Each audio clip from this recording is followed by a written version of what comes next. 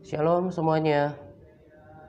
Topik saya pada video kali ini adalah mengejar ibadah. Kelihatannya topik ini adalah sesuatu yang sedap didengar. Semua orang, bahkan yang non-Kristen sekalipun, kalau mendengarkan tentang ibadah, pasti tidak ada pertentangan. Karena sesuatu yang sakral, yang berbau spiritual, orang pasti respect. Nah, tetapi sadarkah Anda bahwa praktek beribadah adalah sesuatu yang jarang ditemukan dalam kehidupan orang Kristen? Kalau Anda sudah membaca Alkitab, maka Anda akan memahami dengan baik bahwa salah satu esensi dalam kekristenan adalah peribadatan kepada Tuhan.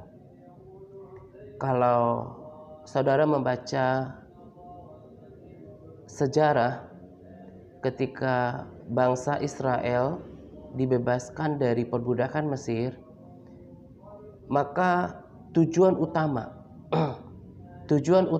Tuhan untuk membebaskan umatnya adalah bukan supaya mereka memasuki tanah perjanjian. Itu adalah janji yang Tuhan sudah berikan kepada Abraham, Ishak dan Yakub. Tetapi tujuan utama kehendak Tuhan yang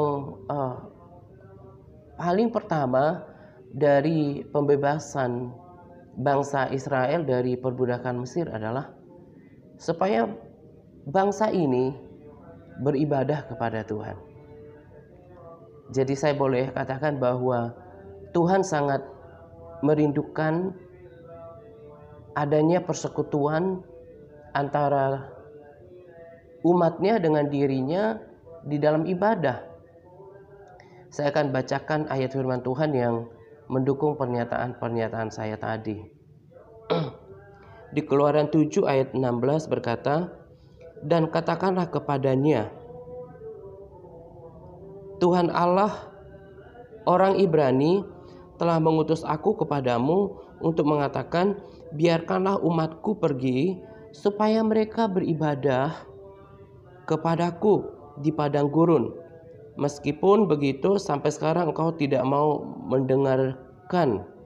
Nah, ini adalah perkataan Tuhan kepada Musa untuk disampaikan kepada Firaun.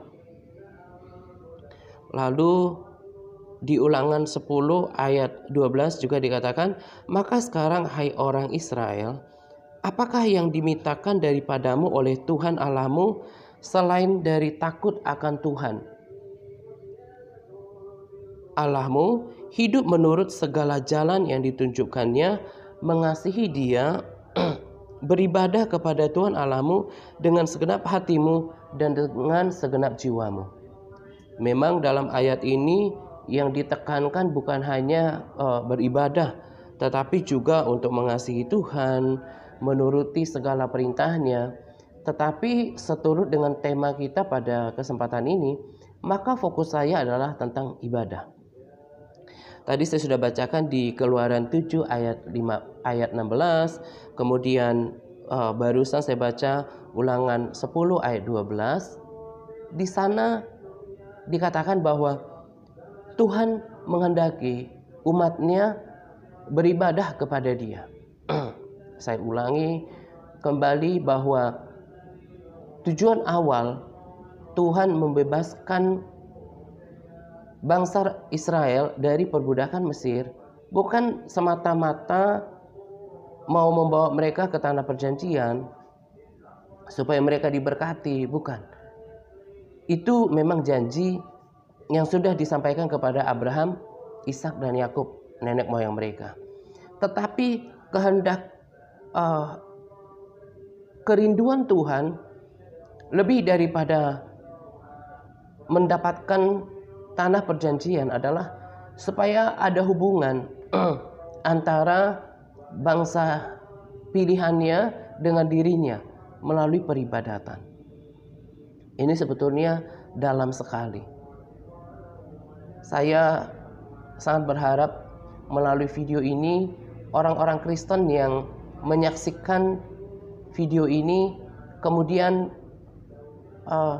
sadar, haru dengan kerinduan hati Tuhan, dan bahkan tersanjung karena Tuhan yang konon adalah Allah semesta alam merindukan persekutuan dengan dirinya.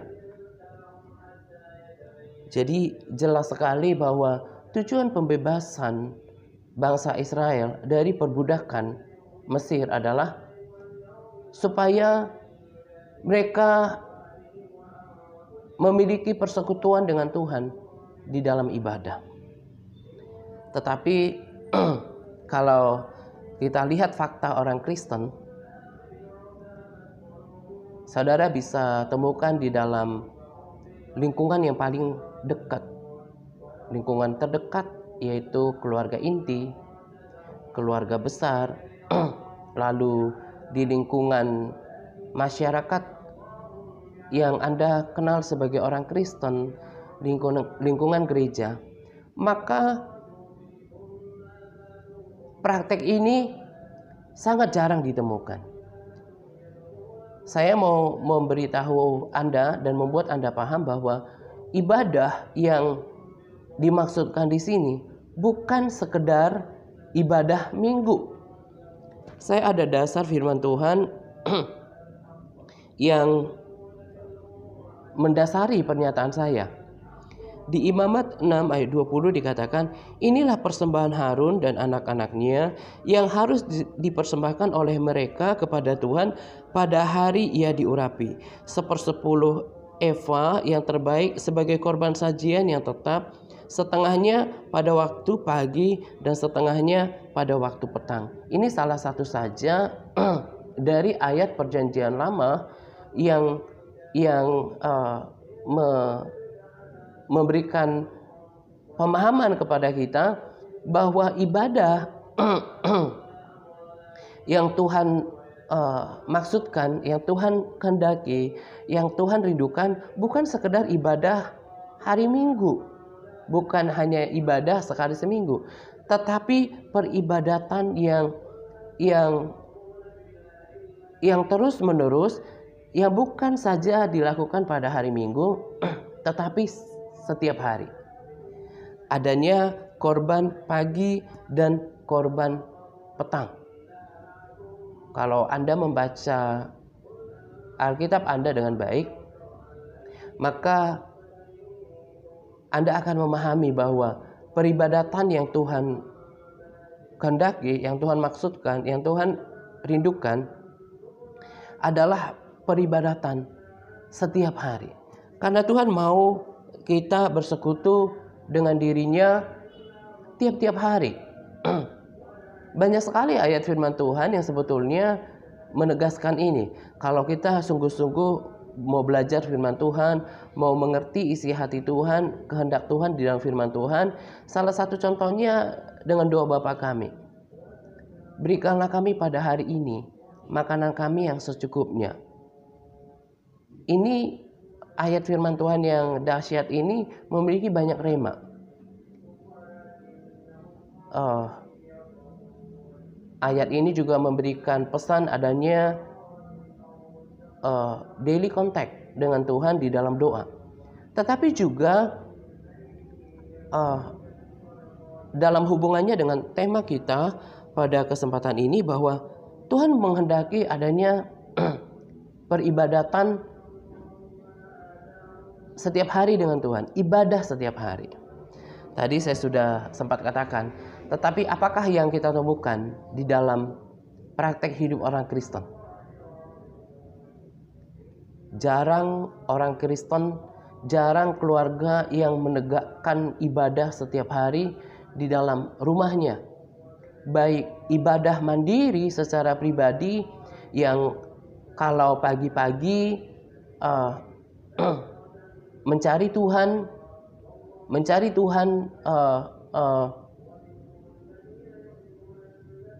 bangun pagi harusnya mencari Tuhan, berdoa, baca Alkitab, memuji Tuhan. Lalu malam hari berdoa sebelum tidur, mengucap syukur untuk apa yang Tuhan kerjakan sepanjang hari itu, dan bersekutu dengan Tuhan. Apakah Anda menemukan praktek hidup yang seperti itu di dalam keluarga Anda? Atau apakah Anda melakukan ibadah mandiri yang seperti ini? Saya tidak katakan gak ada, tapi saya sangat yakin adalah jarang untuk melakukan ibadah seperti itu di dalam diri Kristen. Banyak orang Kristen gak suka beribadah kepada Tuhan. Itu adalah praktek kekristenan yang saya temukan di dalam lingkungan terdekat saya ketika saya kecil, bahkan sampai sekarang pun.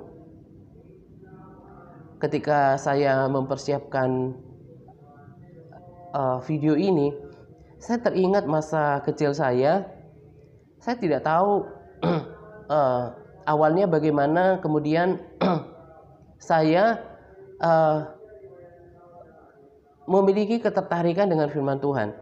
Tetapi seingat saya sudah membaca Alkitab sejak SMA, sekalipun tidak teratur. Saya masih ingat Alkitab yang saya baca, kitab yang saya baca adalah Matius, ya, kitab Injil, lalu kemudian Mazmur dan Amsal. Ini yang berputar-putar saya baca. Tetapi saat itu pun saya sudah ada niat untuk beribadah kepada Tuhan. Di kamar tidur saya, ya, maksudnya sebelum saya tidur di kamar, saya sudah belajar untuk berdoa pagi hari. Nah, saya yakin bahwa ini adalah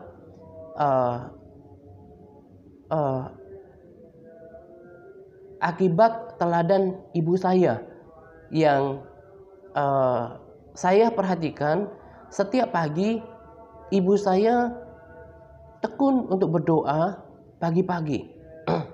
Saya anak bungsu, jadi saya tidur bareng dengan orang tua saya itu sampai SMP. Jadi saya perhatikan ketika mama saya bangun pagi sebelum masak gitu, pagi-pagi kadang jam 4 atau setengah 5, paling lama jam 5 pagi, ibu saya sudah berdoa, dan doanya itu bukan cuma sebentar, tapi lama. Barangkali karena pergumulan hidup yang banyak, anak-anaknya juga banyak, jadi berdoanya itu lama. Nah, anak kan seorang peniru yang ulung ya. Jadi apa yang dilakukan oleh mama saya yang rutin setiap pagi yang saya perhatikan di tempat tidur sebelum menjejakkan kakinya ke lantai sebelum pergi ke dapur untuk masak, saya menyaksikan sendiri bahwa ibu saya tekun dalam berdoa setiap pagi. Dan saya contoh itu, sehingga ketika saya SMA, berdoa bukan lagi sesuatu yang jarang, sesuatu yang asing bagi diri saya. Tetapi itu hanya sedikit saja teladan di dalam lingkungan terdekat saya. Orang Kristen tidak suka beribadah. Yang kita lihat dalam praktek hidup kita sehari-hari kan, bangun pagi kita cenderung ya mandi atau cari sarapan dulu. Lalu kalau yang bekerja siap-siap dengan mempersiapkan diri untuk berangkat kerja, yang sekolah seperti itu, yang kuliah seperti itu, tidak ada kecenderungan hatinya, tidak memiliki kecenderungan hati untuk mencari Tuhan terlebih dahulu. Demikian juga ketika malam hari, Anda bisa saksikan di lingkungan terdekat. Kebanyakan orang Kristen berangkat tidur dari depan televisi, atau setelah seharian bermain gadget, bermain game, dari kesibukan yang lain. Tidak ada niatan untuk mencari Tuhan di dalam hidupnya.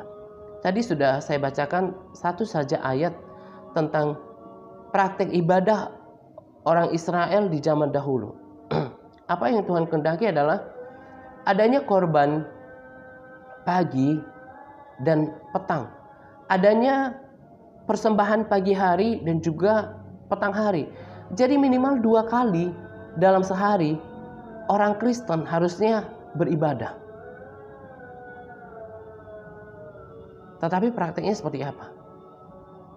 Inilah yang menjadi keprihatinan saya di dalam kekristenan yang sudah saya jalankan puluhan tahun di waktu lalu, di waktu yang lampau.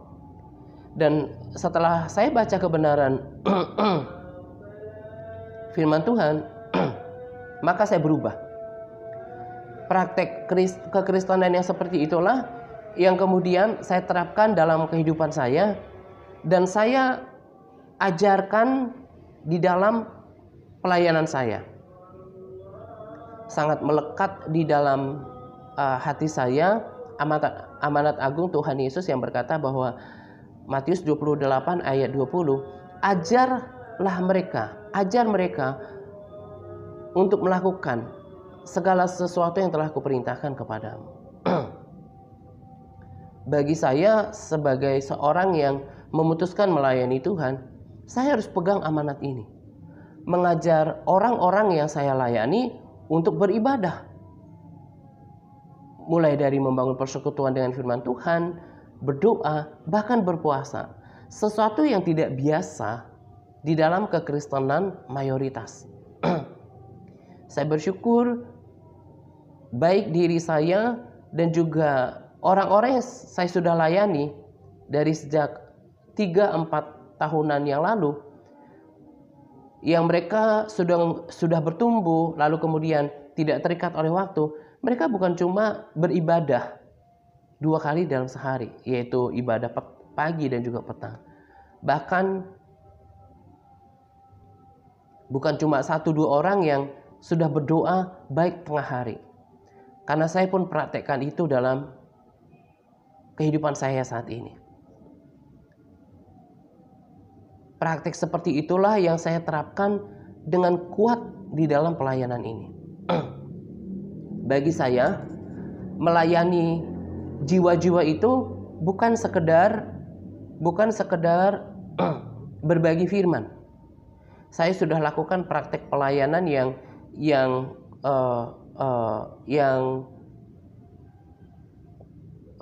kurang baik ini 2 tahun, dari tahun 2015 pertengahan hingga akhir 2017. Saya tidak mendapatkan hasilnya. Saya tidak mendapatkan kepuasan di dalam diri orang-orang yang saya layani. Bagi saya melayani jiwa adalah sampai harus terjadi sesuatu perubahan yang baik di dalam dirinya. Yang tadinya tidak suka baca firman menjadi suka baca firman, bahkan menjadikan pembacaan firman sebagai gaya hidup. Dan itu saya dapatkan di dalam diri orang-orang yang saya layani. Lalu yang tadinya tidak suka berdoa menjadi berkomitmen untuk berdoa, bahkan berpuasa. Dengan tidak bermaksud serohani, saya boleh membanggakan mereka yang sekarang bertumbuh bersama dengan diri saya selama 3 tahun hingga 4 tahun setengah. Bahkan saya boleh banggakan mereka dan berkata, praktek kekristenan mereka lebih hebat daripada praktek kekristenan orang-orang di luar sana yang sekalipun mereka berkata bahwa diri mereka adalah mulai dari aktivis gereja, pelayan jemaat, penatua, bahkan hamba Tuhan sekalipun. Saya sangat yakin dengan fakta ini. Praktek kehidupan orang-orang yang saya layani jauh lebih baik daripada mayoritas orang Kristen, bahkan tadi yang saya katakan orang-orang yang melayani Tuhan. Di luar sana boleh saja orang rajin ke gereja, melayani Tuhan, bahkan berdiri di mimbar Tuhan, tapi belum tentu memiliki persekutuan dengan firman Tuhan. Belum tentu memiliki ibadah mandiri yang teratur, yang dilakukan pada pagi dan malam hari. Tetapi orang-orang saya layani, telah saya didik seperti itu, saya ajar untuk melakukan, tentu dimulai dari diri saya dulu sebagai teladan. Saya praktekkan kekristenan yang beribadah pagi hari, siang hari, dan malam hari. Hanya jarang sekali saya tidak beribadah siang hari. Karena hal-hal yang memang saya tidak bisa hindari. Tetapi pada dasarnya itulah gaya hidup saya dan juga orang-orang yang saya layani yang mereka bertumbuh di dalam pelayanan ini. Saya sangat bersemangat untuk menjalankan pelayanan ini. Sebab inilah yang saya cari dari dahulu. Saya sudah bosan untuk menjalankan kekristenan model lama. Orang bisa saja rajin ke gereja, kemudian bahkan melayani, berbagi firman, selain praktek hidup yang menyimpang, tapi juga praktek ibadah yang sangat minim. Tidak bergaul dengan firman Tuhan, tidak suka berdoa, lebih suka menghabiskan waktu di depan televisi, bermain dengan gadget mereka, smartphone mereka, bermain game, bahkan menghabiskan waktu di grup-grup yang saya pikir tidak membangun, apalagi terkait dengan mempersiapkan kekekalan. Dan disinilah saya temukan kekristenan yang saya cari selama ini. Saya mau baik di dalam diri saya, tetapi di dalam diri orang-orang yang saya layani ada perubahan hidup. Dari perubahan karakter, termasuk perubahan kekristenan yang tadinya tidak suka baca firman, tidak suka berdoa, menjadi suka melakukan itu semua. Itulah yang mereka saksikan, dan itulah yang mereka alami. Itulah yang membuat mereka kemudian bertahan di dalam pelayanan TRC. Padahal kalau saya pikir-pikir, betapa saya kadang-kadang terlalu keras untuk mendidik mereka, mendisiplinkan mereka. Tetapi toh mereka bertahan. Karena mereka sudah alami adanya perubahan hidup di dalam diri mereka, perubahan karakter, termasuk juga perubahan dalam ibadah mereka. Di dalam video ini juga saya akan memberikan kepada saudara contoh-contoh orang yang beribadah. Henokh, Alkitab mencatat ia bergaul dengan Allah. Bagaimanakah nasib hidup Henokh? Alkitab mencatat bahwa Henokh terangkat ke surga. Daniel adalah seorang yang tekun dalam ibadahnya. Alkitab mencatat bahwa Daniel beribadah kepada Tuhan 3 kali sehari seperti yang biasa dilakukannya. Daud 7 kali sehari ia memuji Tuhan. Yosua saya akan baca tentang Yosua. Yosua 24 ayat 15. Yosua adalah seorang yang beribadah kepada Tuhan, berketetapan hati untuk beribadah kepada Tuhan.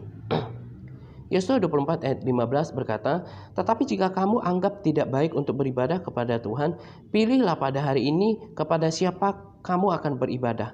Allah yang kepadanya nenek moyangmu beribadah di seberang sungai Efrat, atau Allah orang Amori yang negerinya kamu diami ini. Tetapi aku dan seisi rumahku, kami akan beribadah kepada Tuhan." Saya sangat percaya pernyataan ini bukan hanya pernyataan yang menunjukkan pilihan mau beribadah sama orang Amori atau kepada Allah nenek moyang kita gitu ya. Itu bukan sekedar memberikan pilihan kepada bangsa Israel, tetapi juga sebuah ketetapan di dalam diri Yosua yang memang dia adalah seorang yang beribadah kepada Tuhan. Yosua 24 ayat 31. Di sana dikatakan bahwa orang Israel beribadah kepada Tuhan sepanjang zaman Yosua dan sepanjang zaman para tua-tua yang hidup lebih lama daripada Yosua, dan yang mengenal segenap perbuatan yang dilakukan Tuhan bagi orang Israel. Yosua beribadah dan memimpin bangsa Israel beribadah kepada Tuhan. Saya akan bacakan upah ibadah. Yosua 21 ayat 43. "Jadi seluruh negeri ini diberikan Tuhan kepada orang Israel, dan negeri yang dijanjikannya dengan bersumpah untuk diberikan kepada nenek moyang mereka. Mereka menduduki negeri itu dan menetap di sana." Yosua 21 ayat 44. "Dan Tuhan mengaruniakan kepada mereka keamanan ke segala penjuru, tepat seperti yang dijanjikannya dengan bersumpah kepada nenek moyang mereka. Tidak ada satupun dari semua musuh yang tahan berdiri menghadapi mereka. Semua musuhnya diserahkan Tuhan kepada mereka." Ayat 45, "Dari segala yang baik yang dijanjikan Tuhan kepada kaum Israel, tidak ada yang tidak dipenuhi. Semuanya terpenuhi." Jadi kita bisa melihat di sini, ibadah itu berguna dalam segala hal. Tepat sekali ya apa yang dikatakan oleh 1 Timotius 4 ayat 8. Latihan badani terbatas gunanya, tetapi ibadah itu berguna dalam segala hal karena mengandung janji baik untuk hidup ini maupun hidup yang akan datang. Nah, kita lihat upah orang yang beribadah. Di dalam ayat-ayat firman Tuhan yang saya sudah bacakan, di sana dikatakan bahwa bangsa Israel selama dalam kepemimpinan Yosua dan para tua-tua, mereka hidup aman, mereka hidup tentram, mereka menerima janji Tuhan. Saya ulangi ya, hidup mereka aman dari segala musuh. Tidak ada satu musuh pun yang dapat bertahan menghadapi mereka. Lalu mereka mendapatkan semua yang dijanjikan Tuhan di dalam hidup mereka. Tidak ada satupun yang tidak dipenuhi. Jadi ibadah itu berguna dalam segala hal. Kalau firman Tuhan berkata bahwa ibadah bukan cuma berguna untuk hidup sekarang, tapi juga dalam kekekalan. Saya percaya. Karena upah ibadah itu tidak hanya dinikmati ketika kita di bumi, sama seperti yang dialami oleh bangsa Israel. Mereka hidup dalam ketentraman, tidak ada satu musuh pun yang bertahan melawan mereka. Mereka mendapatkan semua kegenapan janji Tuhan. Tidak ada satupun janji Tuhan yang tidak digenapi, gitu ya.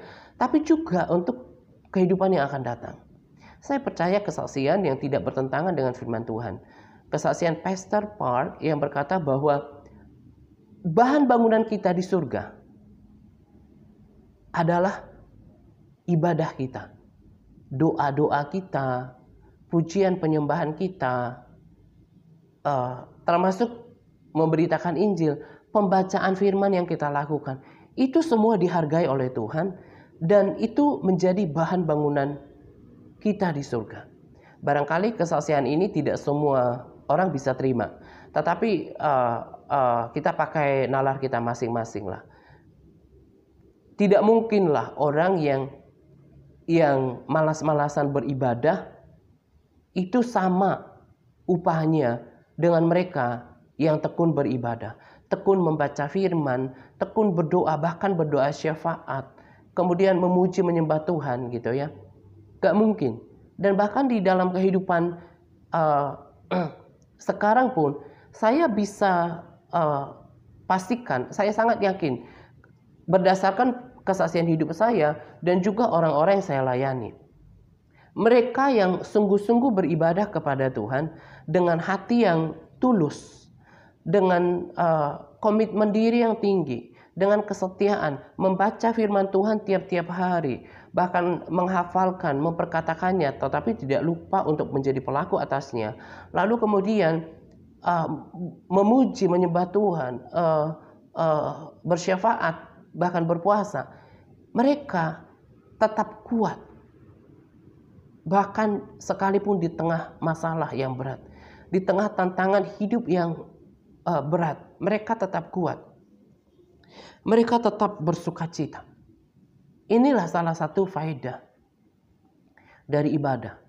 Kemudian juga orang yang beribadah itu secara perlahan itu akan diubahkan hidupnya, perangainya, perilakunya yang tercermin dari perkataannya, setiap perbuatannya itu pasti diubahkan. Itulah yang berbeda dari orang yang beribadah dan yang tidak beribadah. Orang yang beribadah karena dia bergaul dengan firman Tuhan, bergaul dengan Tuhan di dalam doanya, lama-lama karakternya semakin diubahkan sama seperti karakter Kristus. Sementara orang yang jauh daripada persekutuan dengan Tuhan, termasuk pergaulan dengan firman Tuhan, tidak ada bedanya dengan orang yang tidak percaya Yesus. Sama dengan gaya hidup orang dunia. Selain ayat firman Tuhan tadi di Timotius 4 ayat 8 tentang kegunaan daripada ibadah, saya juga akan bacakan kepada Anda di 1 Timotius 6 ayat 11. Dikatakan di sana, "Tetapi engkau hai manusia Allah, jauhkanlah semuanya itu. Kejarlah keadilan, ibadah, kesetiaan, kasih, kesabaran, dan kelembutan." Jadi hal-hal yang harus dikejar dalam hidup ini, dalam hidup yang sementara ini, salah satunya adalah ibadah. Banyak beribadah itu baik bagi roh dan jiwa manusia, yang kemudian akan berdampak kepada tubuh dan fisiknya juga. Dari awal ketika Tuhan menciptakan Adam, mereka ada persekutuan. Dan Tuhan mengendaki persekutuan terhadap umat pilihannya. Yang saya percaya juga terhadap orang-orang yang mengaku diri orang Kristen. Ibadah itu adalah salah satu esensi yang penting dari kekristenan. Gak cukup hanya beribadah sekali seminggu. Ada ayat firman Tuhan juga yang berkata bahwa janganlah orang kaya bermegah karena kekayaannya. Orang bijak jangan bermegah karena kebijaksanaannya. Tapi baiklah orang bermegah karena ia mengenal aku, kata Tuhan. Jadi Tuhan menghendaki kita mengenal Tuhan lewat pembacaan firman dan juga ibadah. Adanya persekutuan dengan Tuhan sendiri. Tadi saya sudah katakan, saya sudah melihat perbedaan orang Kristen yang betul-betul tekun beribadah, memiliki persekutuan pribadi dengan Tuhan, ibadah mandiri yang dilakukan bersaat teduh pada pagi hari, berdoa malam, itu saya lihat perbedaannya. Baik ketangguhannya di tengah masalah, ketangguhannya untuk berdiri di tengah masalah, juga termasuk perubahan karakternya. Orang yang beribadah kepada Tuhan, perilakunya pasti berbeda, perkataannya pasti berbeda, sikap hidupnya pasti berbeda.